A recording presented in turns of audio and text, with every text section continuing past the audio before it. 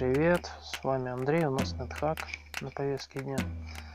Наш персонаж турист, 11 уровень, человек, мужчина.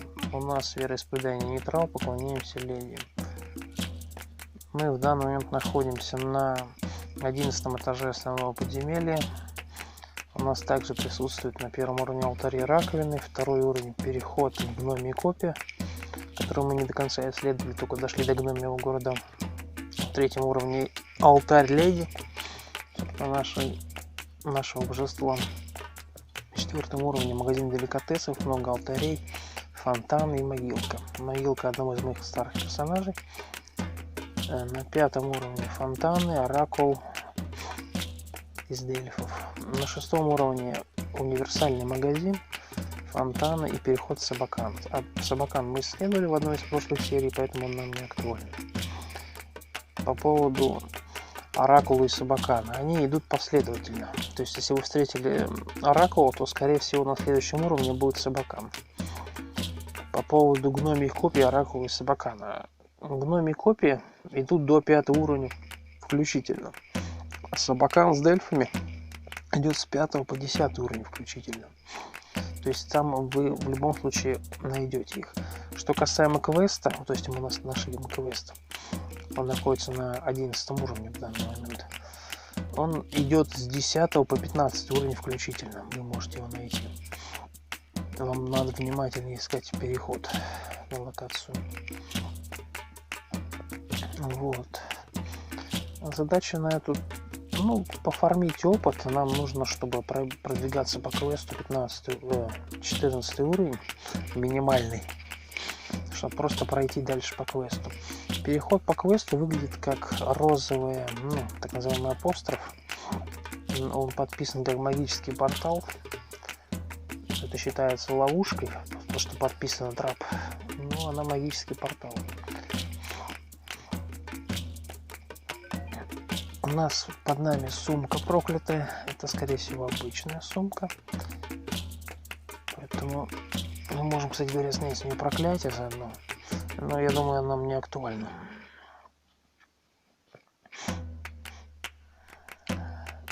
Также у нас есть, я думаю, стоит попробовать снять проклятие. В одной из прошлых серий мы уничтожили. У нас очень много поушенов. Их стоит большинство смыть. Такие как вот эти, которые я галочкой видел, объект detection и фруктовый сок. Также у нас присутствует неопознанный поушен. Что касаемо как вам объяснить? Что касаемо цены у торговца, как я говорил ранее, до 15 уровня у нас цены в 1/3 прыгают. Но если вы продадите предмет любой, например, рандомный, например, возьмем,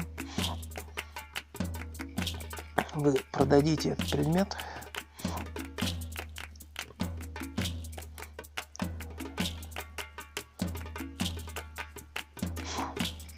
торговцу универсальному, либо не универсальному, а какому-то конкретному, например, ботинки те же самые продать, либо, не знаю, тут же, например, перчатки или щит, вы ему продадите, потом захотите выкупить, то это будет реальная цена, которая висит вот, собственно, в прайс-унификации. Это актуально, и она зависит от харизмы. То есть в нашем случае харизма 14, тем самым у нас персонаж, мы видим, что примерную цену более или менее точную. То есть чтобы нам точно это узнать, нам нужно продать себе соответствующие предметы.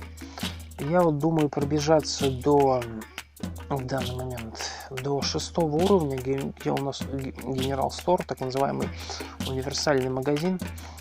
Также стоит посмотреть в нашей сумке, что у нас вообще есть в целом. У нас 4000 монет, но они нам не актуальны в данный момент. У нас вот есть свитки, о которых я вам говорил, которые, чтобы узнать, нам нужно будет их прозвонить просто продать торговцу, чтобы со 100% вероятностью узнать исключения, те свитки, которые мы уже опознали. Узнать можно по-другому через свиток идентификации, либо через заклинание идентификации. Но у нас нету ни того, ни другого, поэтому я думаю, нам эффективнее будет именно продать. Продать и прописать. У нас есть также Enchant Ferropoint, называемое улучшение оружия, но оно проклятое, оно поэтому не актуально. Также есть Enchant Armor. Enchant Armor, как вариант, можно было бы использовать на наш плащ магической защиты, как я думаю. Может, я ошибаюсь. Вот. Собственно, вы там не понимаете, о чем я говорю, особенно если, ребята. Вот, я сейчас вам его галочкой подсвечу. Вот, собственно, плащ магической защиты, как я думаю, он у нас присутствует. Также у нас присутствуют ботинки. Непонятно, что это за ботинки, поэтому сложно сказать о них что-либо. Их надо проверять. Как проверить, что у вас за ботинки? Взять команду Jump, и вам напишут, что вы не можете прыгать. Если вы у нас одеты эти ботинки, значит ботинки не прыжков. Также есть ботинки левитации, ботинки скрытности, и, собственно, я сейчас вам покажу. У меня есть вырезка для ботинок. Какие вообще есть возможные типы ботинок, ну, не считая самых обычных. Вот, получается, есть эльфийские, есть ботинки кика, то бишь, так называемые пинани. Фамбля — это, собственно, ботинки обременения, которые у вас будут обременять, и они в большинстве случаев генерируются проклятыми, как и ботинки левитации. Также генерируются проклятыми, но левитацию можно еще использовать, а вот фамбля уже нельзя использовать. И ботинки джампинга, то бишь прыжков спид, самые ценные ботинки, они дают единственные на постоянке очень быструю скорость. И Water Walking Boots — это, собственно, ботинки хождения по воде. В нашем случае это, чтобы узнать, ботинки скорости у вас или нет, нужно прозвонить стеноскопом на себя, чтобы это узнать. Либо вы это увидите, когда будете двигаться. Собственно, это не ботинки левитации, это не эльфийские ботинки, потому что у нас они также присутствуют. Чтобы узнать, какие конкретно у нас ботинки одеты, во-первых, нам надо посмотреть наш весь армор, который нам опознан. Для этого нужно нажать команду решетка. В моем случае это решетка с апострофом, решетка, потому что одиночная решетка не прописывается. Не решетка, а вот эта вот палочка влево, в левую сторону. И смотрим. У нас, получается, есть эльфийские ботинки. То есть это не эльфийские, но они обычно подписываются, поэтому с этим проблем не должно возникать. И, собственно, все. Ботинок больше других нету. Но это не ботинки обременения, потому что мы с ними уже очень достаточно продолжительное время ходим. Плюс тут подписано, что это walking. Walking в большинстве случаев это ботинки именно хождения по воде. Как это узнать? Просто пройтись по воде. Где найти ближайшую воду? Вам нужно из фонтана сделать так называемые источники воды, чтобы вы могли смыть, например, те же самые зелья. Вот. Что касаемо колец, нам их стоит тоже прозвонить. У нас есть, получается, поушен, непонятно, почему я его не убрал, но не суть.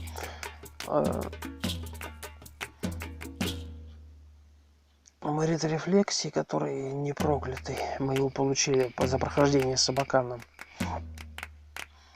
У нас, в принципе, есть все, что необходимо, но армор класс оставляет желать лучшего, поэтому нам желательно бы найти джина, либо возможность получить желание. Чтобы получить желание, это можно использовать палочку желания, но ее очень сложно найти. На большинстве случаев генерируется рандомно. Ну и есть и фиксированные места, но я пока до них не дошел. Обычно говорят, она в замке должна быть, но до замка мы пока тоже не доползли. Вот. Также у нас есть неизвестные свитки в большом количестве. Свитки я не рекомендую неизвестные читать, потому что вы можете прочитать амнезию и строить армор, то есть либо тот же огонь. это самые, собственно, опасные свитки, которые, ну, плюс еще наказания, которые вы можете прочитать, и они вам просто всю, как говорится, игру испортят. Поэтому вот эти вот 5 свитков, которые я выделил галочками, их стоит отнести универсальному торговцу нашему и просто продать их. Для чего продать? Чтобы потом была возможность, чтобы была их возможность стопроцентно определить. Что касаемо нашего кентавра, как мы, кстати говоря, его получили, у нас тут прирученный лесной кентавр, хотя у нас свитка приручения не было. Да, свиток приручения также присутствует. У нас очень много, как вы видите, свитков опознанных, так называемых скроллов. Но свитка приручения у нас нету. Если вы могли заметить, у нас также присутствует почему-то 2 Скар монстра, но это, видимо, один из них какой-то фальшивый Скар.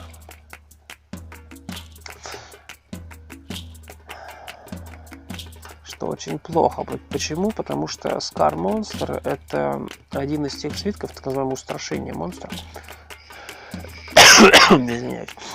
Свиток устрашения монстра — это тот свиток, который сам по себе разрушается, то есть он может уничтожиться, если вы с ним очень часто будете взаимодействовать.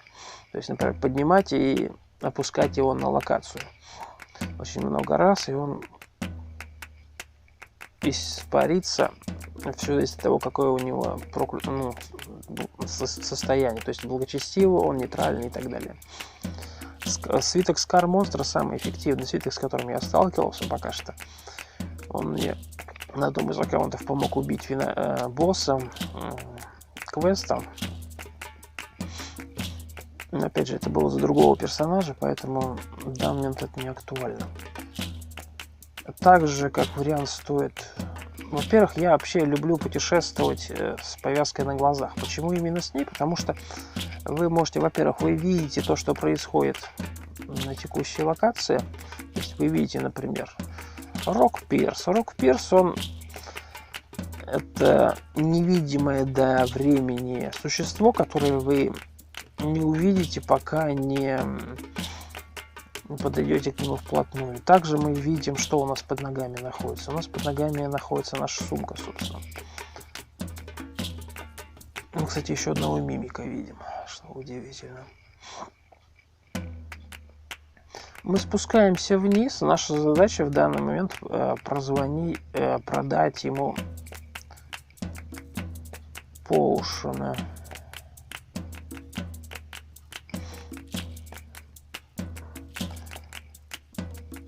Если я правильно понял, вот это существо, которое мы видим, Шикатрис, оно оборотень. То есть это, как оно называется? И если я правильно понял, если мы его сейчас не поднимем, Шикатрис вообще сам по себе опасен. Без перчаток я не рекомендую его бить, потому что вы, скорее всего, просто погибнете. Чем Шикатрис опасен, он может вызвать, как и разновидность Кокатриса. Почему я не рекомендую его бить? Потому что он вызывает окаменение. Что ты будешь делать? Ну вот о чем я и говорил. Это был хамелеон, это было изначально понятно, но я не успел поднять труп хамелеона, и наш кентавр его съел. Теперь у нас мумия-человек. Собственно, в общем и целом это очень плачевно. Мы, по сути, потеряли своего напарника, потому что мумия, она очень медленная, и мумии с собой таскать сомнительное решение. Я просто думал на нем верхом поездить. У нас, благо, наш персонаж, у него есть специализация ридинг, то есть тем самым мы можем верховую езду ездить. Кстати говоря, по поводу специализации, команда Enchant показывает, что чем вы владеете, что вы можете прокачивать, собственно. Мы эксперт в даггерах, базовые в топорах и базовые в коротких мечах. Также мы умелые, так называемые скипы в дартсах. Вот. Так называемые дротики. Ну, мумия, я думаю, нам уже больше не актуальна, поэтому... Почему мумия не актуальна? Она достаточно посредственная. Ну, потому что нас, его бы не спасло ничего против... Я почему рекомендую именно в блиндфолд, ну, то есть повязку на глаза одевать и прыгать по этой местности. Почему именно так, а не по-другому? Потому что, как вам объяснить, вы можете нарваться на летающего глаза. Если вы на него нарветесь, что будет, скорее всего, вам будет явно очень-очень некомфортно. Мы убили вампир-бат. Вампир-бат есть можно, но он ядовитый. Мы видим то, что тут очень много мобов, но они все спят. Мы можем попробовать убить, и самая опасная из них нимфа водяная, буковка N, синенькая. То, чтобы ее убить, мы сейчас будем пробовать закидывать в нее даггерами. Мы убили водяную нимфу. Также у нас присутствует здесь. К нам подошел дворф. Просто дворф, собственно. Он благочестивый, поэтому мы его можем смело убивать. И убиваем лепрекона.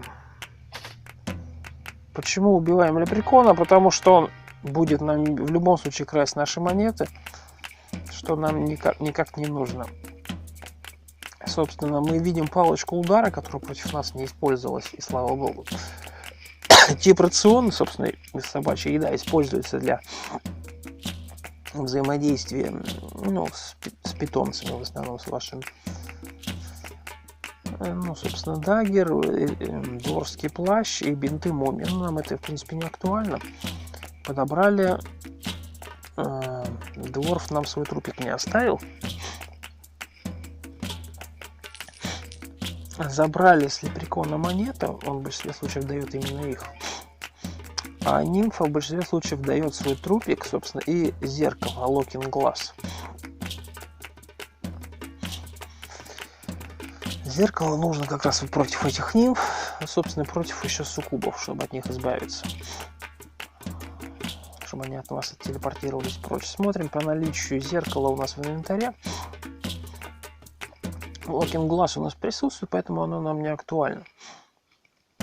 Мы бежим вниз. Наш персонаж проголодался. Она, в принципе, особо есть-то и нечего. Ну, поедим так называемую плесень зеленую. У нас была конфузия, мы ее сняли. Мы видим универсальный торговец, он где-то здесь должен быть. Смотрим универсальный торговец, бежим к нему. Прибежали к универсальному торговцу, продаем ему свитки. Собственно, наши свитки, и заодно их сразу унифицируем. Снимаем повязку с глаз, чтобы мы могли видеть, что мы делаем, собственно. Также мы могли захватить с собой монеты. Свиток за 7 монет, который продается в большинстве случаев, ну, то есть минимальная сумма, это, скорее всего, будет идентификация. Поэтому я рекомендую именно так его подписать, потому что это минимальная сумма. Он в данный момент не определился, потому что мы его не продали. Тем самым открываем идентификацию по свиткам. Это, скорее всего, будет идентификация, потому что цена 7 монет это как раз идентификации попадает. То есть, тем самым мы смотрим по наличию, есть ли у нас идентификация вообще или нету. Мы как видим, что идентификации у нас в данный момент нету, соответственно, это, скорее всего, это именно он. Идентификацию мы заберем с собой, закалим ее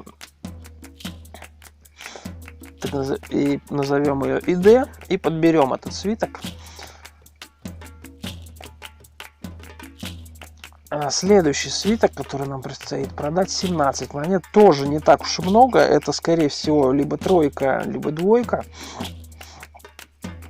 Я думаю, что это, скорее всего, свет, но я могу ошибаться, хотя в теории это может быть и что-то другое. ну, мы сейчас проверим это, убедимся. Мы продаем этот свиток, да, соглашаемся с ним и смотрим. Он стоит 67 монет. 67 монет при нашей харизме 14, которая у нас присутствует. Это как раз свет и получается. То есть вы видите, да, во второй графе свет 67 монет. Собственно, о чем и речь. Свет не самый полезный свиток. Поэтому мы можем его закалить, что это будет именно свет.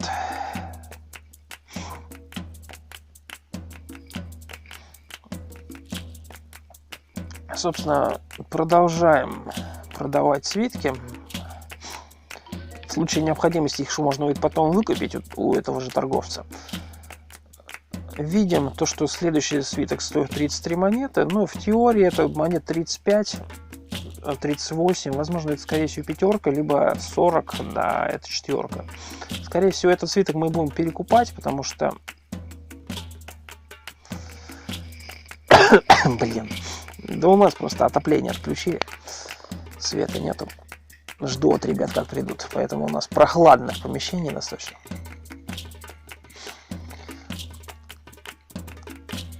Его можно продать как вариант,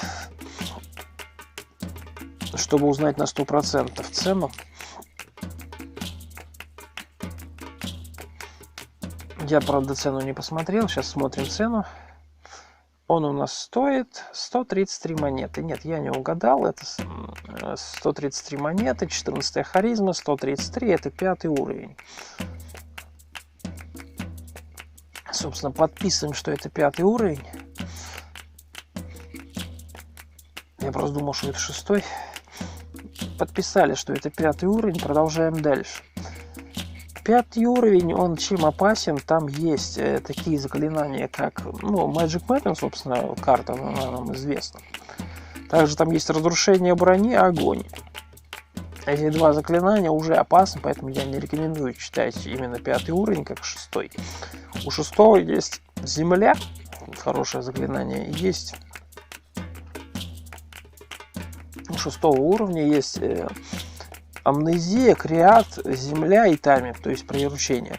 Там амнезия, поэтому я из-за амнезии не рекомендую. Исключение есть только вы остальные свитки знаете.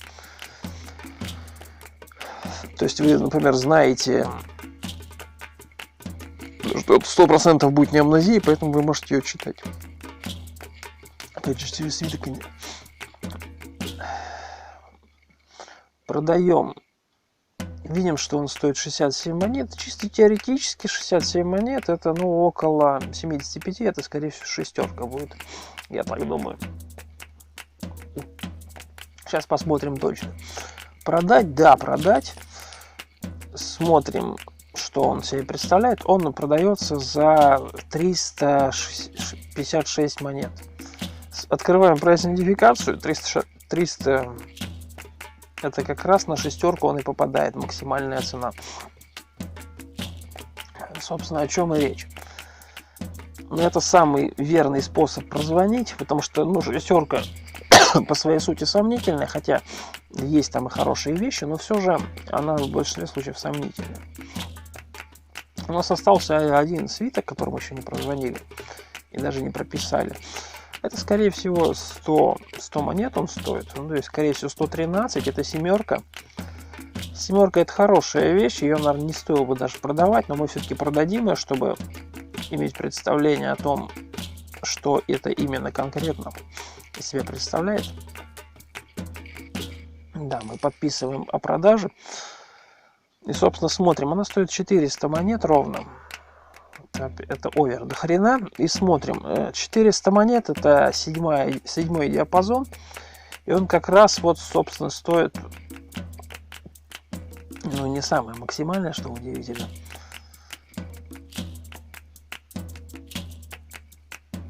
Прописываем то, что это 7 уровень.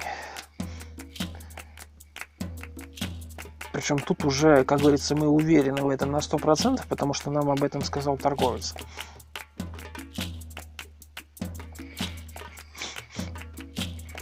Потому что идентификация у торговца в большинстве случаев не врет. Она вам скажет точную цену. И наценка на эту фигню не работает. Поэтому, учитывая то, что это универсальный торговец, мы можем ему что-нибудь еще толкнуть.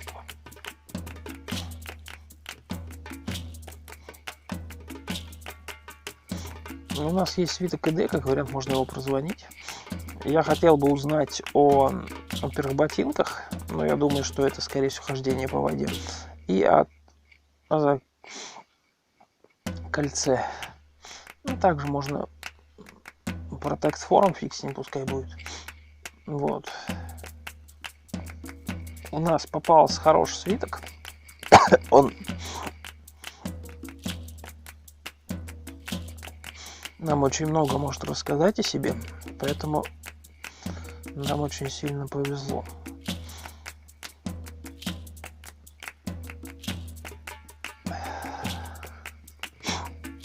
Я не угадал. Это кольцо дамага и кольцо регена. Но факт в том, что нам очень сильно повезло. Мы практически весь инвентарь опознали. Точнее, одну из... большую часть предметов, в общем. Все зависит от вашей удачи. То есть... у нас был непроклятый свиток, и нам повезло. Так обычно непроклятые свитки идентифицируют...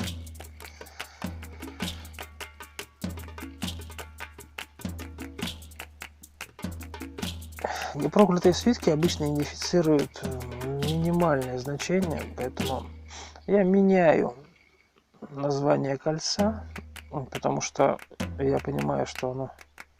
Нам, кстати, плащ так и не прозвонили, что обидно. То есть нам, видите, нам не все прозвонили, нам прозвонили эти выборочно. У нас есть кольцо регенерации, это достаточно сильное кольцо. С ним можно спокойно драться в мили и не переживать за то, что вас раздамажит. Либо просто побегать от мобов, и вам будет счастьем.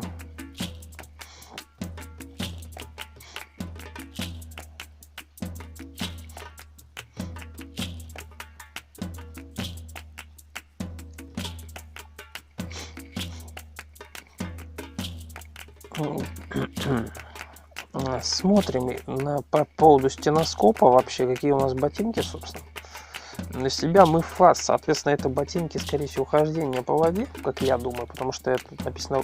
нет, это написано Loft Boots. Loft Boots — это, получается, низкие ботинки, тем самым это самые банальные ботинки, которые вообще есть. Но факт в том, что они есть, и на этом спасибо.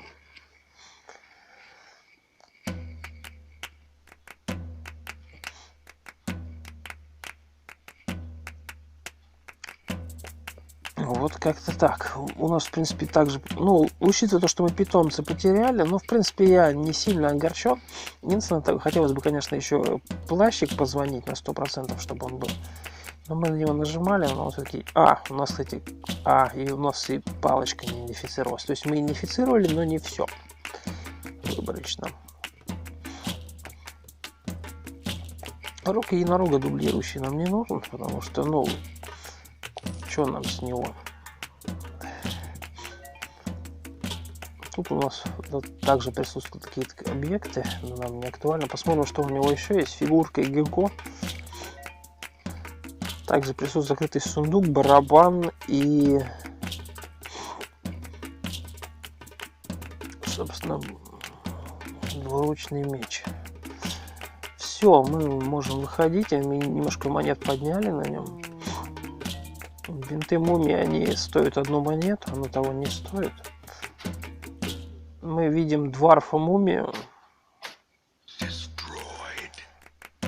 Мы уничтожили дварфа мумию.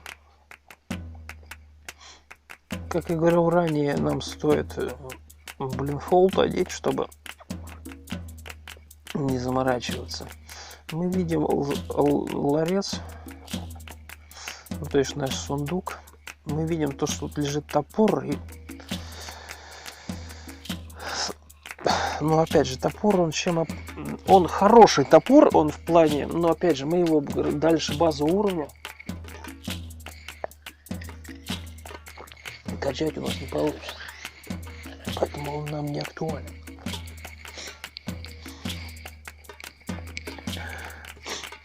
Поэтому мы особо сильно не заморачиваемся с этим топором. Да, он неплохой, но то, что он первого уровня, он нам не актуален. Мы видим единорога белого. Белый единорог для нас враждебный, поэтому наша задача его будет убить.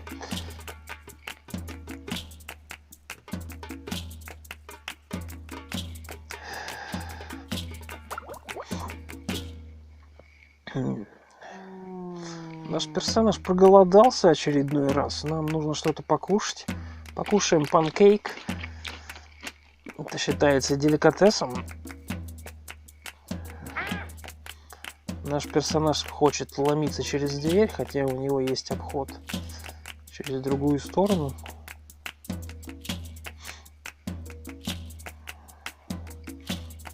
Что глупо с его стороны. Наш персонаж очередной раз проголодался, как он заколебал уже. Глиста несчастная. Мобы особо не появляются, поэтому мы достаточно быстро передвигаемся. Капец там народу. Еда! Обожаю такие моменты. Вы видите, да, что... Почему мы видим? Потому что у нас стоит ментальное зрение. Вар, кстати, достаточно больно бьет.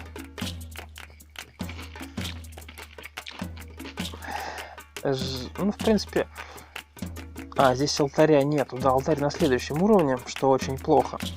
Они появились... Видите, то есть мы на 10 уровне, здесь раковина присутствует.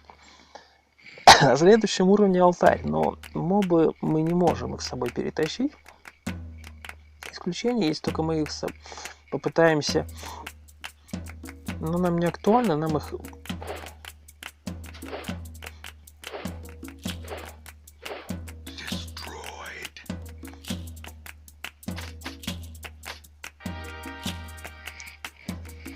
Мы нашли, убили еще одного варга. Имп нас наверное, полагает, что он сможет нам что-то сделать.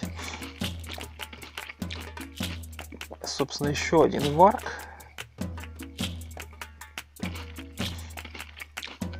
Видим два. Он нам дал, получается, зелененькие перчатки, легенькие. Нам они не актуальны, хотя посмотрим, что у нас по перчаткам. У нас легкие также перчатки, нам они не актуальны. Удивительно, где все гномы. Кстати, гномы, видимо, враждуют с этими. С варгами, поэтому их убили сразу же. Ну, что очень странно. А мы не знаем срок годности этого трупа, поэтому мы его есть, скорее всего, не будем. Непонятно, куда все гномы делись.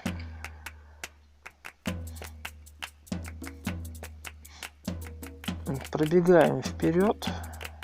Вот, тут получается гвоздодатель наш. Нам нет смысла брать с собой ту мумию, которая была у нас. Почему? Потому что мумия посредственная, она очень медленно ходит и достаточно посредственно бьет. Исключение мумия гиганта. Но опять же, это мумия. Она очень медленная. Даже если вы ее очень сильно ускорите, она все равно будет мумией.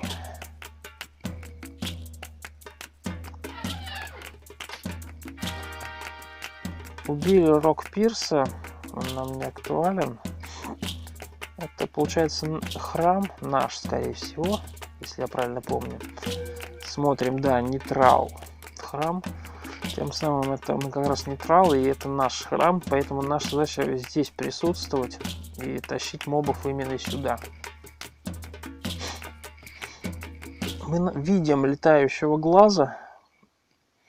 Сейчас мы его шлепнем заодно.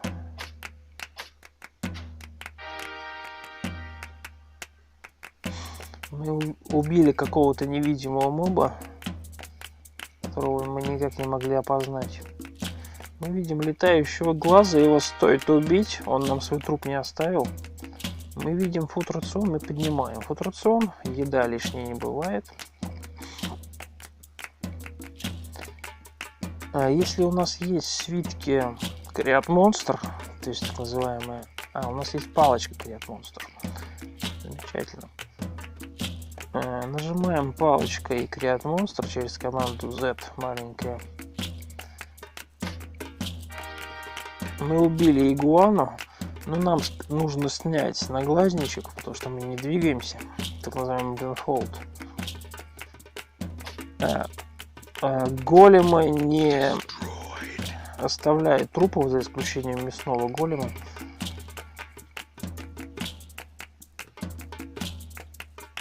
Палочка у нас пустая, у нее всего лишь несколько зарядов было. Нам надо прописать, что она у нас пустая.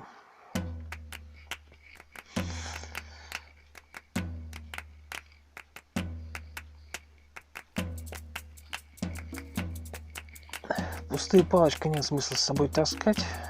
Ее, конечно, можно было бы заполиморфить, но опять же у нас нечего ее пока полиморфить. Поэтому мы ее просто выкидываем палочку.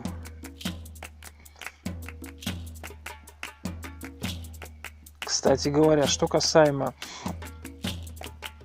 нам бы желательно, когда вы двигаетесь быстро, ваша задача видеть, потому что я так несколько раз попадал на парализующего глаза и погибал от того, что я просто его ударил один раз. Без защиты от парализации.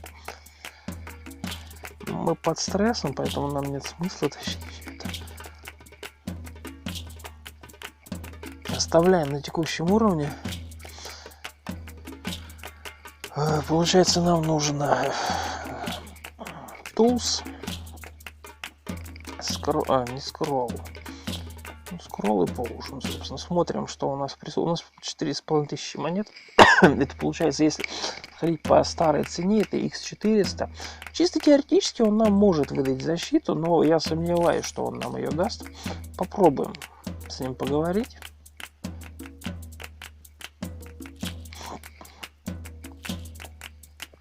Если я не ошибаюсь, нужна цена больше. Сколько ты хочешь пожертвовать? 4400 я хочу пожертвовать ему.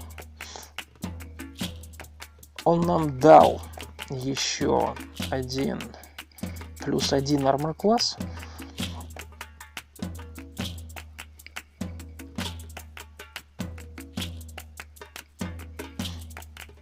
Где этот варк несчастный?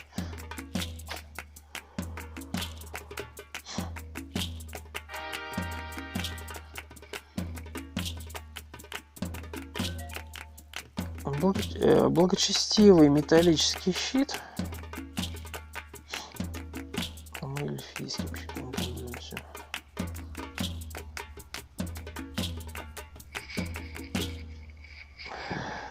Сложно сказать, насколько он эффективен. Он эффективен, но я, как и говорил ранее, лучше переходить на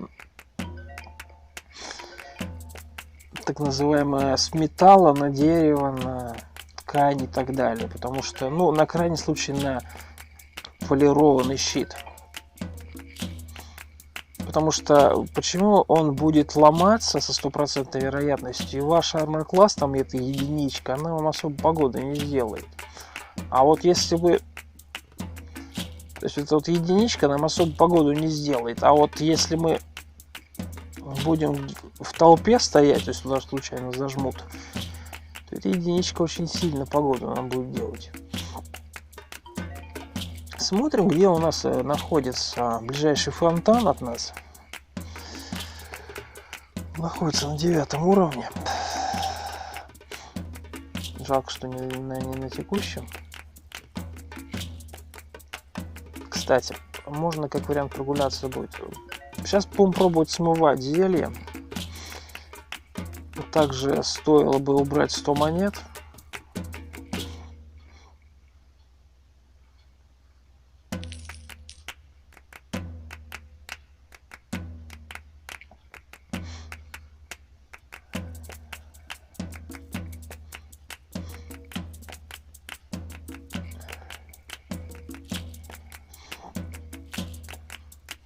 Ну, можно взять с собой фуд рацион, чтобы мы хоть что-то ели элементарно. Палочки, собственно, нам не актуальны. Кольца, они, ну, у нас подписано, что он конфликт. Остальные кольца нам не подписаны. Ну, конфликт сомнительный. Остальное нам не актуально. Смотрим, о чем я говорил ранее. Эти 3 можно смело смыть.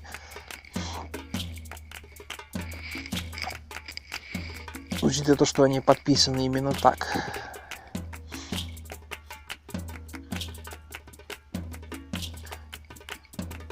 Но остальные стоит продать, чтобы стопроцентно узнать, что они из себя представляют. Для этого их нужно с собой взять.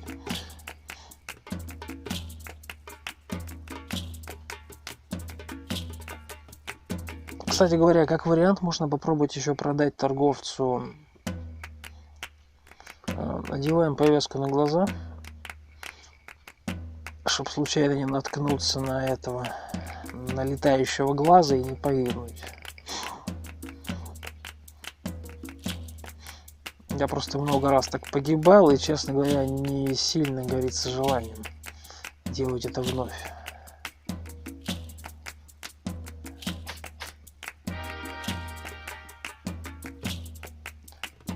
Гигантская жучок, так называемый, меня в комментариях поправили, это не оса, это именно жучок.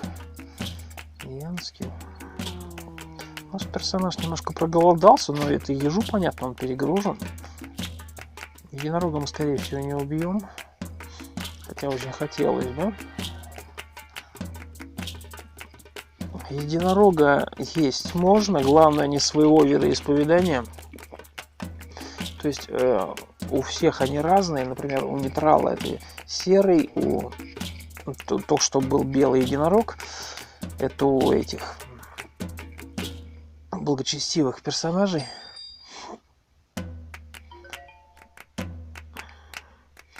Продаем колбочки, в слепоту убираем, продаем колбочки.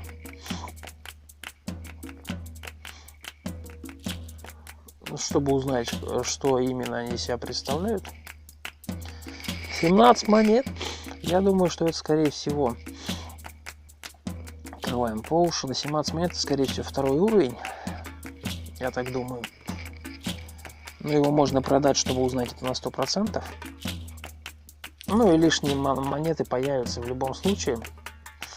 Правда, монеты нам особо не нужны будут. Смотрим, сколько она стоит. Она стоит 67 монет. Открываем прайс-идентификацию. Он стоит 67 монет. При харизме 14 это как раз получается 2-й уровень. Прописываем. Ну, у нас он так прописан, поэтому нам не актуально что-либо здесь менять. Продаем дальше. Вы их всегда сможете выкупить, если, конечно, у вас их никто не скоммунизит. 50 монет. 50 монет это чисто теоретически, это, скорее всего, 4-й уровень, как я думаю. 4-й уровень это хороший уровень, там можно инвиз поймать, энергию, то есть это вообще шикарный уровень. В теории вообще все колбочки можно пить. Но нам нужно вообще их узнать, поэтому мы продадим и посмотрим, что они себя представляют. Мы видим то, что тут написано 200 монет. 200 монет. Это 4-й уровень, собственно, как я и говорил. Но это, скорее всего, 4-5, потому что 200 монет идут на 4-ку и на 5-ку. Прописано, что это 4-5. На уровне 4-5 самое опасное, это, конечно же, полиморф. Ну, либо и проклятые зелья, которые вам могут дебафы повесить, такие как лечение и так далее. То есть они вам вместо положительного только негативные эффекты не будут выдавать. Двигаемся дальше. Ну, собственно, тут 100 монет, но 100 монет я чисто теоретически могу погадать, попробовать предугадать это. 100 монет, ну, это ежу понятно, что это 3-й уровень. Можно, кстати говоря, их прописать, но нет особого смысла, хотя давайте попробуем. Ну, чтобы вы поняли досконально, мы продадим его и сейчас попробуем Прозвоним, смотрим, сколько он стоит. Он стоит 400. Нет, я не угадал явно. Он стоит 400, тем самым это вообще семерка была.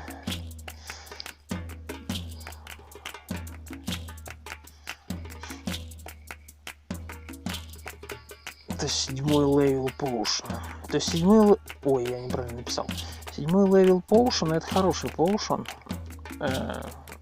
Если только это не паралич, а все остальные Potion это прям ого-го ценные. Поэтому Potion можно все пить, можно и без продажи. 83 монеты. Ну, гадать мы не будем, поэтому сейчас просто посмотрим. Это Бровн получается. Смотрим, сколько он стоит. Он 333 монеты стоит. Это 6-й уровень Поушена.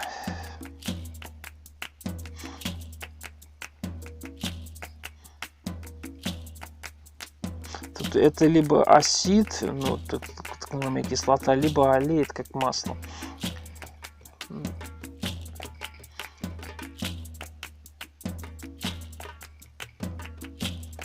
33 монеты, теоретически это, возможно, четверка. Сейчас посмотрим точно. Dark Green. Смотрим. Dark Green стоит 133 монеты. 133 монеты это у нас 3-й уровень.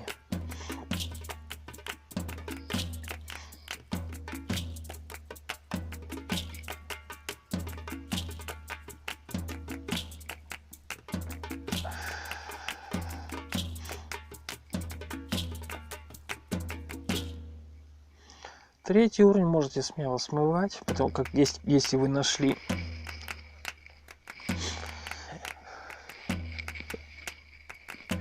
получается святую воду и Potion хила. Вы нашли, можете все остальные смывать смело. Они там не актуальны. Почему? Потому что мы открываем 3-й уровень и смотрим. Тут у нас присутствует конфузия, экстра хилинг. Экстра хилинг, собственно, это лечение подлинности. Галлюцинации хил, опять же, то же самое. То есть Holy Water это, собственно, святая вода. Unholy Water это так называемая не святая вода, проклятая. В большинстве случаев бывает. Restorability, оно сомнительное, его можно смывать. Потому что если есть рог единорога, исключение, конечно, если играете в версию в 3.7, там, ну, этот Potion нужен. В моей версии 3.6 и он не актуален. И слипинг, ну, слипинг я вижу, понятно, что это, собственно, сон, он не актуален будет. Вот. Продолжаем дропать предмет. А у нас, в принципе, больше нечего дропать особо. Ну, вот сейчас, как вариант, можно смыть, сходить зелье, так называемый фруктовый сок и объект детекшн.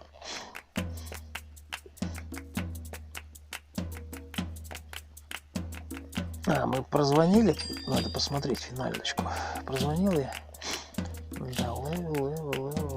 Да, все прозвонил, все, молодец. Я прозвонил, замечательно. Так, теперь ищем фонтан ближайший.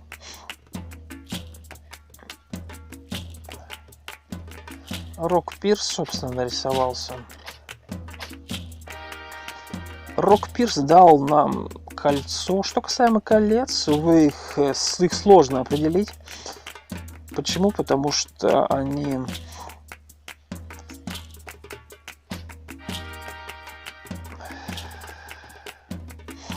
в большинстве случаев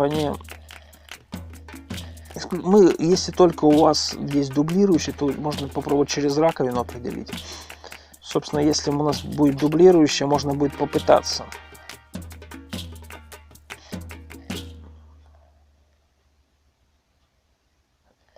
Нифига себе, статуя Human Mumia. Собственно, это, наверное, наш питомец превратился в статую. Непонятно, правда, почему. Либо у нас же тоже был похожий питомец. Он превратился, наш кентавр превратился в эту мумию. Потому что он съел труп хамелеона. Остановить его можно было, но я просто элементарно не успел. Он его схомячил. Они мясоеды, поэтому они будут есть все, что мясное. Наивно полагая, что им это может быть полезно. Но им это бесполезно, поэтому... видите, им оказалось даже вредно.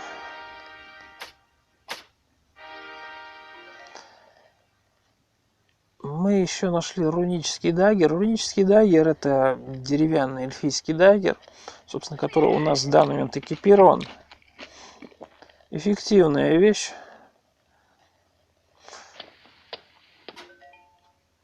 Тут, собственно, ловушка из стрел и копье лежит.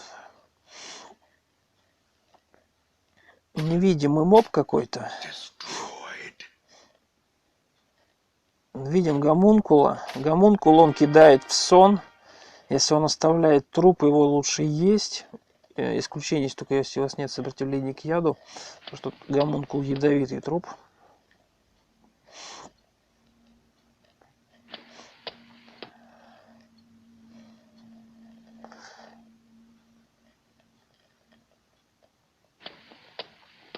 Собственно, убираем монеты. У нас их 200 штук уже осталось.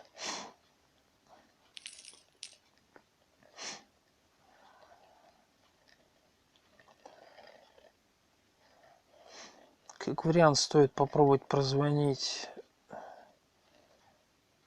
кольцо на предмет проклятости. Снять повязку с глаз и попробовать прозвонить.